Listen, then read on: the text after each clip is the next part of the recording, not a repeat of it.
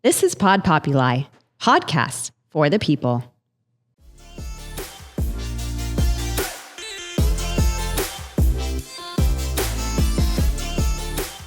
Hi, everyone, and welcome to the Femme Force podcast. My name is Rachel Pastvan, and I am your host. And today I am excited to be joined by Liana, who is a recently published author.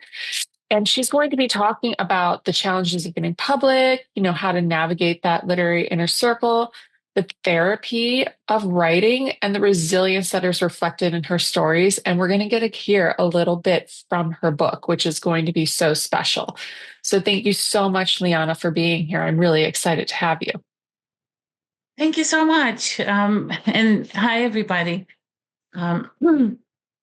Just to say a couple of things about myself, I am originally from Romania, so my native language is not English, but I feel more comfortable now writing in English. My fiction, I still write the poetry in Romanian, so it's a little weird, but yeah, but so special and diverse for yourself. Yeah, I mean, well, I've been here 25 years now in the States, so I guess it is my home now. So I've been teaching in South Texas after I went to grad school in Maryland and Salisbury, Maryland, and then Binghamton, New York. So after that, I came to South Texas. I'm close to the border with Mexico. So it's a college. It's a diverse college, but it's very I guess it's considered one of the top Hispanic colleges in the country. So I learned more Spanish and all that. That's awesome, though. But that's amazing. And it just helps your writing having these new experiences, I'm sure. Yes, and we are trying. I mean, we've been trying a lot. There are a few writers at my college, and we try to inspire the students. So we have events for the students. That's one thing that I love doing is to have students participate and get them interested in writing. That's awesome. I mean, and you've had a really long journey of, and it's not been all just highs and writing the book and publishing it. You've had some traditional gender bias issues when trying to take these writing courses. So what made you want to be a writer? How did you start out writing? It's pretty long journey for me because I grew up under communism, and there, I guess, people look to writing as a way to escape their reality. And so since I was very little, I created stories for myself and for my siblings. And like I'd scare them at night with with horror stories. But then I started to write things down, and first I would write stories about orphans and who had horses and swords. I don't know why orphans get a hold of these things, but they're allowed. It's your story. And then I started to write longer narratives and short stories, and also a couple novels just as a teenager. But then I stopped when I went to college. I got very involved with my college career and very interested in other types of writing, like academic writing. And so, in fact, after I wrote my dissertation, my first book was the modified dissertation, and it's very theory heavy. And so it was kind of a break from fiction writing. And when I started working here, and so I kind of left behind, not completely, but because I still go to some conferences and write some papers, but I came back to writing, and I just discovered that I was ready to make it bloom and to write about experiences that I've had. And my writing is not just about my experiences. I mean, anything that draws my attention, I turn it into a story. So, such as, for example, there was a story I saw about a woman who was discovered driving around with a mummified body in her car, and that just shocked me. And I thought, in what state of mind, what could have been going on in her mind? And so I created a story where she was actually in a conversation with the person that she thought was still alive. And so, I mean, I heard that Toni Morrison did that, and with Beloved, it started from a little snippet of a story that she saw in a newspaper. Same with Faulkner, who also from little stories he would just create a whole world. So yeah, I mean, whatever inspires me, I like political stuff. I have a satire that is about cats, but it's it's not really about cats. It's something about how we give up our rights little by little without realizing and things like that. So I don't tend to write about myself directly. So I kind of disguise any of my experiences in um, fictional stories. Yeah. What a great outlet for you. And like, oh, I mean, it has to be a When great my outlet for someone sorry. else who can find those themes and find those, hidden meanings for themselves in your stories. And that has to be really special. I think, I mean, some writers are more sincere. I guess sincere. I am very sincere. I write about everything I care about, but I don't like to put myself at the center of stories. So I do have it in this book. So this is my short story collection that came out in November 2024. Awesome. And in it, there are only two stories that are directly about me. Um, of course, I still make myself a character, so I don't say I am Liana, but um, only two stories are completely realistic in that sense that they tell what happened exactly. Everything else is how I mean, I see things and then I turn them in my head and I make different stories that I hope are meaningful to people. So, because reality sometimes needs a little embellishment and needs to be kind of reflected on and turn into symbols and turn into, I mean, writing is kind of a mirror to reality. So that mirror, you can do anything you like with it. Um, so talking about the struggles of, because you mentioned that I took some creative Yeah. writing classes and um, I did find at this college where I teach, I found a community of writers. And so we were around the same age when I joined the college and we inspired each other to start writing more. But I found that for me as a woman, it wasn't as easy as it seemed to be for men to get kind of into a circle. So we are here in McAllen. We have a university. Actually, it's in Edinburgh, which is in a city that, well, these two cities are basically technically one city. But so there they have a creative writing program. And there's a writer who likes to tutor. And this is the system that works at many universities that, there's a mentor that kind of selects students that he or she wants to help Yeah.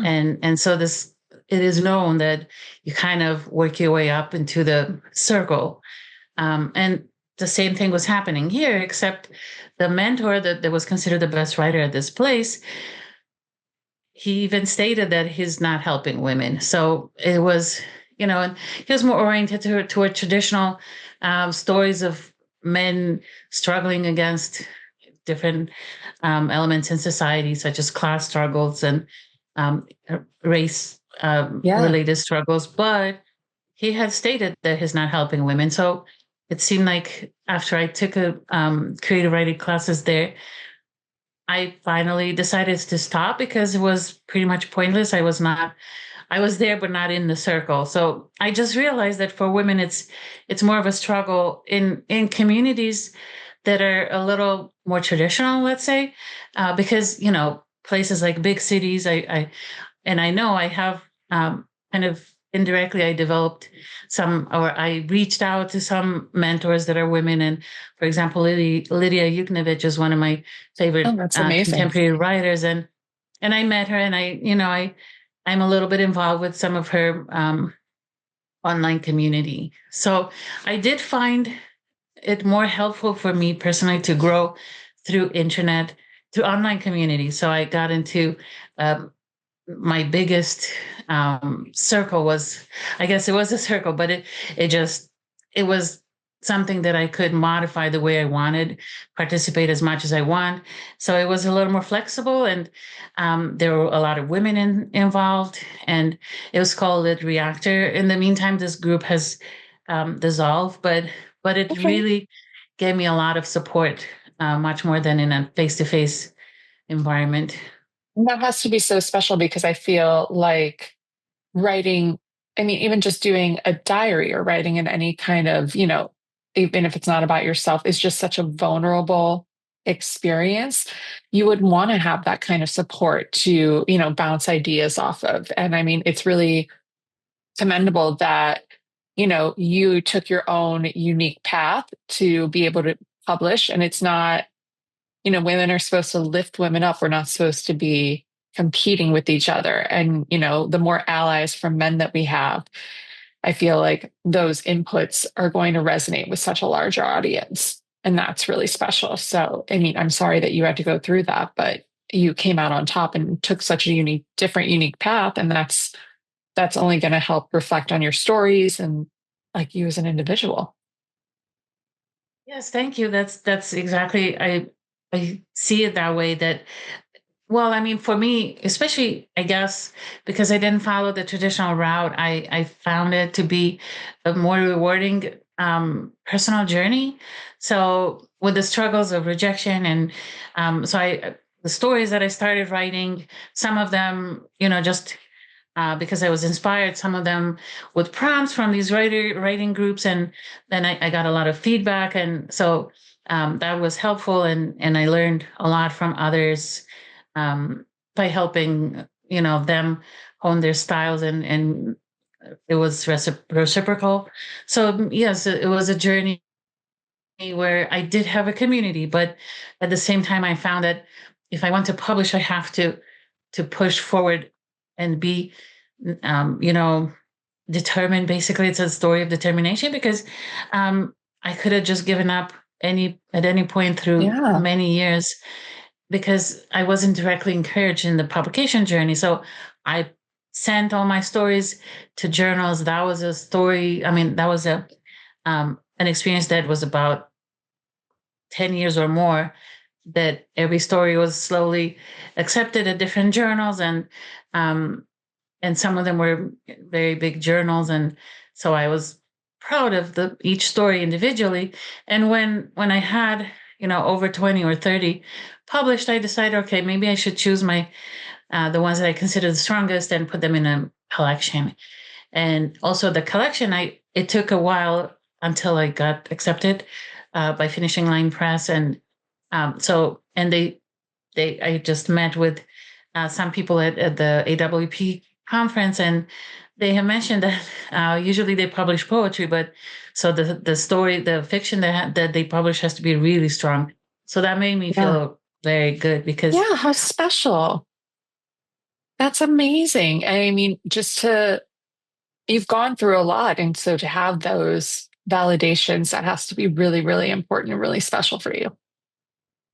yes, and what I've been trying to do, I mean, of course, it's kind of a lonely journey to some extent, especially if you don't have the very clear path that is set through this mentorship circle in the inner circles of universities. But also, what I found very disheartening was that even people that are close to me, in the end, they have their own journeys, and sometimes they may see me as competition, not necessarily directly like, oh, you are my competition, but it seems that maybe sometimes writers can become prickly, and because they struggle, and they may kind of become more distant toward other writers, because they see everything as in the way of what they're struggling to achieve. So it's a little sad sometimes, but in the end, all of our successes, we come back together and celebrate together.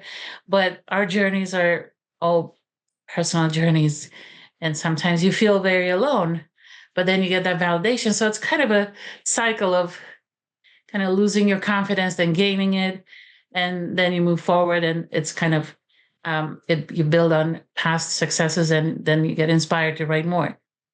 So I am Oh, but inspired yeah. now. This book is Good. really And making me so feel that's got to be inspired. special. Yeah. And to feel inspired, especially like after everything that you have gone through, not just from that, but you told me in our pre-meeting about you had a lot of health struggles, and this gave you a constructive outlet to like share those struggles and help foster your own community. Can you highlight a little bit about that? So about, I think it was 2012 that I was diagnosed with breast cancer. So, and of course, it's terrifying, and you feel like you don't know how much time you have left. Of course, it's, breast cancer is also very treatable these days if you find it early enough. Mine was not that early, but in any case, I knew that I have good chances of survival, but I wanted something to lift me up through that journey of chemotherapy and radiation. And so that's when I joined the Lid Reactor group. It was very strange because I wanted something that makes me feel like I matter and like I have something to look forward to, especially something creative. So then I found that I became more prolific and started writing more stories. And none of those stories were about my cancer at all. And I Yeah. didn't even tell the writers that I was in groups with, and we were all taking workshops with, sometimes with pretty good, famous writers. And so I was kind of quiet about my personal health issues. So, Yeah. and that made me feel so good that I had part of myself that was kind of separated from my health issues and my concerns. So it became basically my way to remain sane, my way to remain to feel alive, and to feel that whatever I'm going through is not gonna matter in the long run, because I have other I have goals. I just wanted to maintain the this idea that I'm working towards something. So having Yeah. goals, I think, is something very important. And they could be small goals or big goals, because I didn't know what will happen in the end if I publish a book or things like that. I would just go story by story and tell little snippets of reality. Some of them were about, I mean, a lot of them um, are turned out to be maybe dark, but with a message of hope in some way. Not necessarily because everything is at the end of the story is a happy Yeah. ending and everybody's, like in Shakespearean tragedy, Shakespearean comedies that everybody gets Mhm. married. Okay, but so some stories maybe may seem dark, but every story has a gem of hope in it. So all the characters are looking for that, the hope that can um, keep them motivated to Yeah. live on through struggles.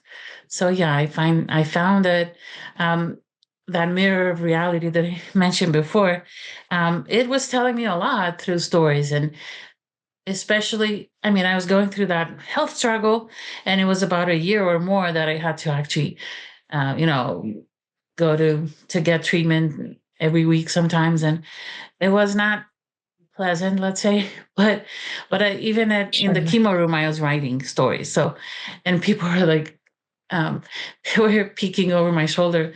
Are you actually writing like literature? And I was like, yeah, that's what keeps me going. So it's, everybody can find their own way to separate the suffering from the in the real world from your other self, that is the hopeful self. So for me, the hopeful self was writing.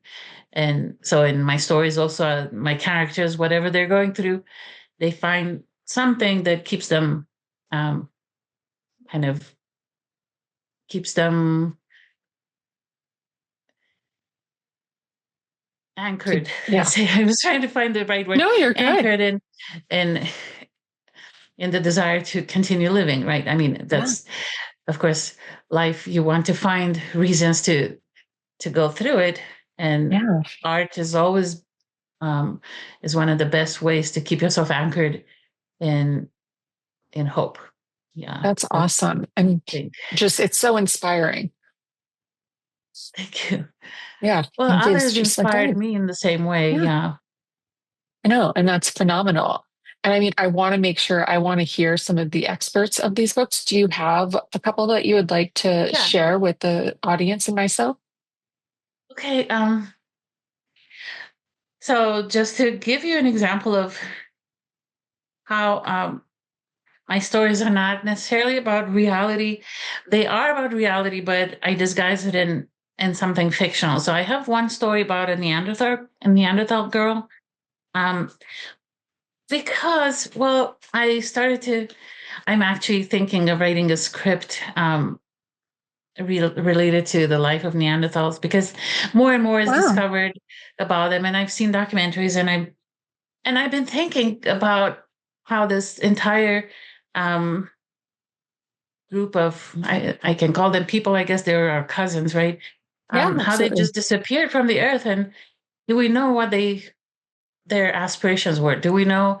We do know that they were very close to us. I mean, and they were very similar to us, and even had language and things like that. So I was just thinking, what do you leave behind when you disappear? And they all disappeared, but I wanted them to matter in some way. So that's why I created this character who's a Neanderthal girl whose family is being she witnesses them being killed by humans, because it's kind of the arrival of humans in certain parts of Europe. So, and she's kind of left running for her life, basically. So I'll read a little from that. Um,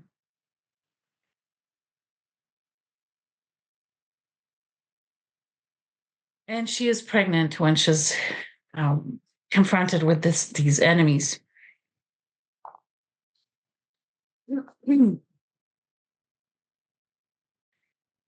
My belly is big now. There's something inside under my skin. I feel something I know is alive. I know I want it to come out. My big woman had belly like this before baby. I don't want to mate. My man mates me. I try to run away and he growls. I want my big man to protect me. My big man is her father. I follow river back and my man follows me. I want back in big cave, small cave. I want my big man. I want my big woman. I want to play with my little people. My belly moves. Some lights and darks pass, and I recognize trees and sky in front of rock hill where cave is. I run. My man run, grabs my arm, makes me stop. I growl, and he points ahead to big cave mouth. I crouch on the ground fast. Danger, big danger. Wind brings smell of blood. I back up, hide behind the bush. Thorns make my arms hurt. My belly moves. We move with little steps, hiding all the time, crouching. Danger and blood smells are ahead. Movement in front of cave mouth. So she's witnessing some violent scenes at the cave, and then her mate ends up, when they have to hide, and they become so desperate for food that the her mate eats their baby. She finds him kind of biting. So I mean, there are also some stories of, or we speculate that maybe there was cannibalism and things like Yeah. that when they became desperate, because of um, some remainders that we find that indicate cannibalism. So anyway, then she runs away from him, runs away from the humans that are the enemy. So she ends up just by herself, running and running. I have to keep running, find a cave, leave that cave, find another. I will look for people short and strong, not long and enemy. I want to look for my big man to protect me. And then I'm just going to skip to the end of the story where she Yeah. has a message to us. I step out of her voice in the moment, and I kind of speak more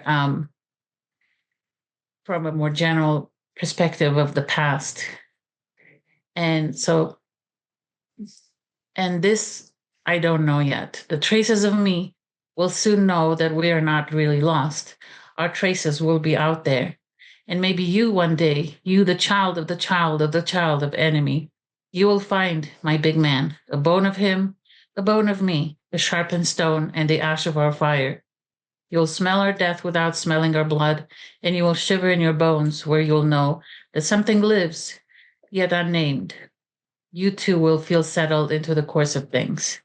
So, I mean, it's kind of a meditation on what um, impact we have here on Earth while we're here, and that others before us, just the thought that others before us that we don't even know, we've never seen except a trace of them, may have mattered in their own way too. So I just don't want forgetfulness um, hide all the traces of what's been before us. Should I read from a different story? Because I can. Absolutely, if you'd like to. I think the symbolism in that one is just, it's so deep with the smells that she's experiencing and, comparative to what she's also seeing. And it gives this sense of this experience is she's fully immersed in it. And she is the main character, but what is going on and what is happening around her is affecting her. Yeah, exactly. I That's why I wanted to build her perspective, um, and the lived experience of a person. Of course, I can Yeah. only imagine what they might have been like. So I'm going to go to a story that is about a mother who's confronting a priest. So her son is at a retreat, um, religious retreat, and I don't name the religion, but it's a Christian-based religion, because the priest will quote from the Bible. But she um, she has a suspicion her son has started to act strangely, and from things that she heard, she's starting to suspect that maybe he's being molested. And she goes to this retreat to try to find the priest and her son. Yeah. Um, so then she has a conversation with the priest, and she doesn't know how to approach him exactly. But this is the dialogue between them, part of their dialogue, where just trying to just gain knowledge from his expressions, his facial expressions, the words that he says. Um, and so they're talking, and they're next to a lake, and the children are kind of across the lake, and they keep looking toward the group of children where her own son is too. She scrutinized the group across the pond like a bear watching her cub. There, all the children had lifted their arms, looking at the sky. Father Michael's arms swayed like tree branches in front of them. You did not answer the question, she said. Her voice came out soft and forlorn. He looked straight at her. And the question was, are you molesting my child? Yeah. No, I absolutely do not. She seemed to absorb his most minute expressions. Father Aiken, I've been coming to your church for 15 years. Yes, I know you are. You know I'm raising a child on my own. You've heard all my confessions. Sweat had gathered on his forehead, where vertical lines converge in a frown. Miss Garrett, we all owe each other love, whatever our flaws are. Love is our debt to each other. We owe taxes to the state, we pay taxes. We owe honor to our soldiers, we honor them. But we owe love to everyone. Her head bent as if under a blow, yet her chin was hard. You dare speak of love? She said. Do not. She swallowed, trembling. He stepped closer. I will love everyone, he said, even those who are evil enough to say such things about me. I will not slight even the lowliest in paying my debt of love. But you have to tell me who said such a thing and when. Father Aka, why would I believe you? The geese were silent. Believe. I cannot leave my son here, you understand? She looked again at the group of children. Not until I know for sure. You don't believe me? Is my word nothing to you, Miss Garrett? His voice grew strong. How long have we known each other? Andrew has become withdrawn. He plays all day. Those video games, she said fast, as if to herself. He is hateful when he plays the shoot 'em up games, and I can't stop him. He has nightmares. I can't explain how he's changing. I thought the retreat would help him. Boys copy each other, Miss Garrett. You know that. They're young. Young in spirit, young in faith. They are so young, she said with a sudden force. Do you know the parable of the 10 virgins? He smiled at her from his towering height. Just as those wise virgins, the boys will take with them the oil of faith, and they will take more than they need to last them in their daily life. Oil, she grimaced. He looked at her, dumbfounded. Yes, fucking oil. Her voice broke into a cry. He took her by the shoulder, then she stepped away. Miss Garrett, I never claimed to understand the ways of God completely, he said, composing himself again as he talked over her head into the woods beyond. An arrogant theologian would say God speaks to him every day. I'm not arrogant. I will search for answers until the day I die. He talked fast, retrieving all the words he could from the pages he sermonized. Jesus, you see, did not want to bring the Pharisees into his group of disciples. And why? Because they could no longer learn. They had closed minds. He wanted the sinners to join him because they had so much to learn. He could change them. He could teach them love. A child is not a sinner. Her teeth clenched to the point that it looked like it hurt. You can't call a child a sinner. We are all sinners, Miss Garrett. Will you pray with me for our imperfections? Ezekiel 34:16, he said, his blue eyes consumed with something from within. I will seek the lost. I will bring back the strayed. I will bind up the injured and I will strengthen the weak. His voice grew incantatory. Enough, she shouted. Enough. You may not think much of me, but I am a mother. Mothers don't stop. A flash of her teeth sparkled for a second, and her breathing turned into a growl. Then she turned abruptly. She sprung away and left him there, anchored solidly in the ground, rooted and unbent. So basically, well, I'll read the last paragraph too, because I guess it gives closure. He waited for her to be far away, and he let a scornful smile illumine his face, his eyes lifting to the tree-colored sun, just for a moment. From a distance, he watched as the woman grabbed her son's hand and pulled him away from the flock. Shaking his head, he followed with storm-blue eyes, the woman prodding her sullen child until they disappeared on the trail back to the retreat center. With measured steps, he made his way back. So I don't give the answer, is he or is he not? But it's kind of a power struggle between the two of them.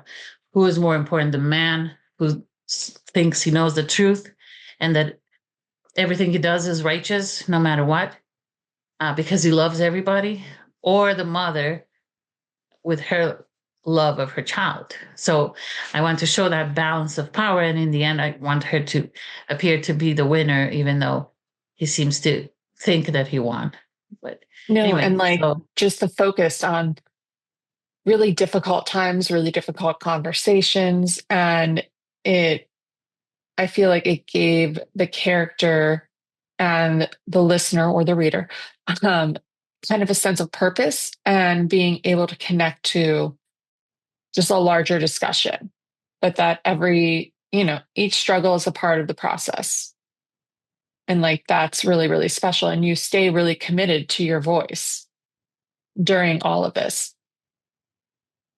and yeah, the idea is that things that are of a dramatic nature in our lives, they don't always, they're not always clear, right? I mean, okay, this is happening, that is happening, let's take care of it. Sometimes the drama comes from the subtleties of our interactions. So this is kind of what I wanted to show just through dialogue, how powerful communication can be in unraveling a mystery. So yeah, I had fun kind of creating this dialogue to show her strength, even though she seems to be the weaker in the dialogue. Oh, and I mean, and that's kind of how life is, though. Like each struggles, it's part of the process, it's how it's going. So I think you reflect on that really well in these. And I mean, other people have to be able to see the same themes and ideas that are coming from this that I am just listening to them. Thank you. I have a lot of, I mean, the stories are not about one thing. So each story has its own kind of little world that where it reveals a struggle, very human struggle. And then sometimes the outcome is maybe not, is more subtle, like in this story, but other stories are more dramatic, like the Neanderthal one. And I have a variety of different stories, even two science fiction stories that are, I mean, I kind of like to play with different styles, but of course I try to keep my style, my own style and voice unified, but there's a variety of characters and situations and even genres, because I do have a couple science fiction, um, but also I like surrealism. I like, for example, among my favorite writers is Gabriel Garcia Marquez, with magical realism. So I like more surreal, more a little bit magical realism to insert in some of the stories. Some of them are completely realistic, but others have a little bit of magical realism in them. So hopefully readers can be surprised sometimes um, by unexpected things that happen. Oh, but it also gives you, a chance to explore what you want to write about and different genres. And then that can only, I'm assuming, help grow your style or the ability to converse in different styles.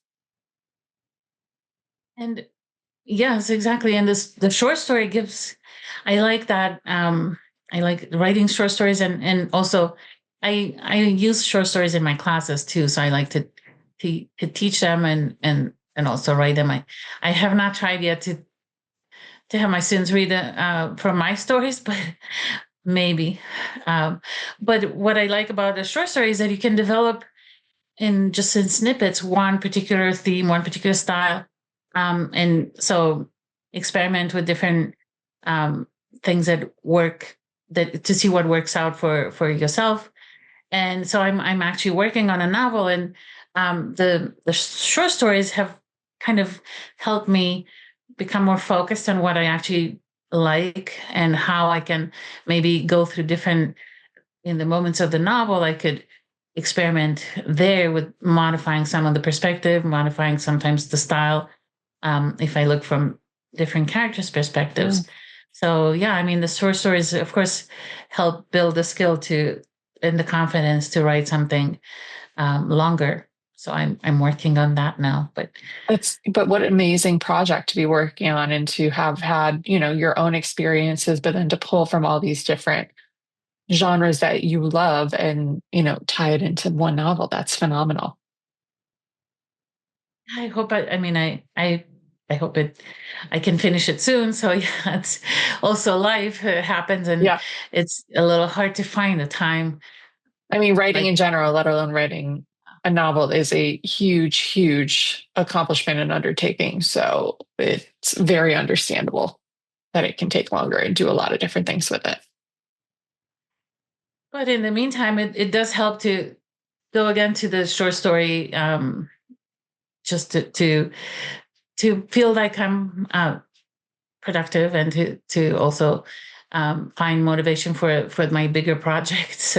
And yeah, and I have a lot of different projects in my mind, and also have started a few. So yeah, I mean, I guess a writer always has different things that they juggle and try to work on, and then see which one is the most inspiring and to finalize and to try to publish.